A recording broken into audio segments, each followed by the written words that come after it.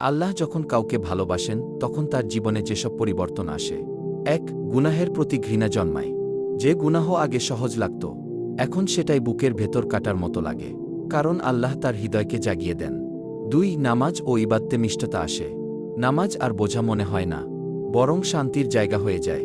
কোরআন পড়লে মনে হয় এটা যেন আমার সাথেই কথা বলছে। ৩. দুনিয়ার মোহ কমে যায়। সবকিছু পেয়েও মন ভরে না, আর অল্প পেয়েও তৃপ্তি চলে আসে। আখিরাতের কথা ভাবলে মন নরম হয়ে যায়। ৪. আল্লাহ মানুষদের হৃদয় নরম করে দেন।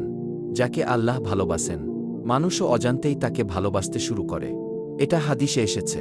আল্লাহ জিবরাইল রাদিয়াল্লাহু কে বলেন, আমি তাকে ভালোবাসি, তুমিও ভালোবাসো। ৫. বিপদে ধৈর্য আসে, নিয়ামতে শকর। কষ্ট আসে কিন্তু অভিযোগ আসে না। সুখ আসে কিন্তু অহংকার আসে না, কারণ সে বুঝে সবই আল্লাহর পক্ষ থেকে। ৬. দোয়ার প্রতি টান বাড়ে। মন ভাঙলে মানুষের কাছে নয়, সরাসরি আল্লাহর কাছে যেতে ইচ্ছা করে। আল্লাহ কাউকে ভালোবাসলে তার জীবন সহজ করেন না, বরং অর্থপূর্ণ করে দেন। আল্লাহ যেন আমাদেরও নিজের প্রিয় বান্দাদের অন্তর্ভুক্ত করেন।